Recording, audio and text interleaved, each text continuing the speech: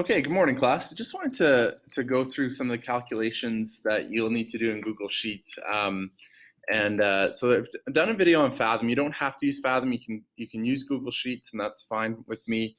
If you can't access Fathom, Google Sheets is just good, and I'll do some videos for that too.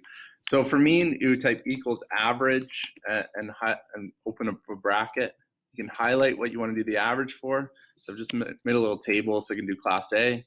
And then same I'm going to do equals average and then class B. Highlight the ones I want to do. Similar, I can do equals median and then highlight what I want. When you highlight, just make sure that you are actually clicking the middle of the cell. And then you don't have to close the bracket. You can just hit enter. Equals mode. So it'll give us the mode. Computer is incredibly smart. At a certain point, we don't actually do these because we just have so much data to do. We don't want to look for the mode.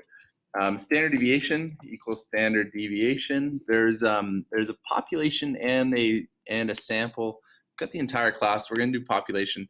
We don't really talk about the difference in this class, but we'll just keep to the population. So just the straightforward STDEV. So there are a few other ones in the spreadsheet that you don't have to worry about right now. It gives us an idea of what we have. It's similar in the of what we have for a standard deviation to measure consistency. Quartile 1, you can highlight the data and you have to tell it that it's number 1. So you want quartile.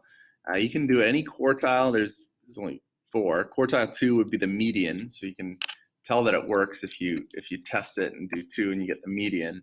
I'm going to change it back to 1 for Q1. Quartile for class B, so I tell it what's in class B, comma 1, and then quartile 3, highlight class A, and then do quartile 3. And then you can try to copy and paste stuff, see if you don't have to type it again, but you've got to make sure that you're referencing the right cells. So I like to just do it again. Quartile 3. So those are like 25th and 75th percentiles. The median would be the 50th. And then the interquartile range, there's no formula in the spreadsheet for that I know of. So you just do Q3 subtract Q1. So you got to tell it what to click and just hit subtract.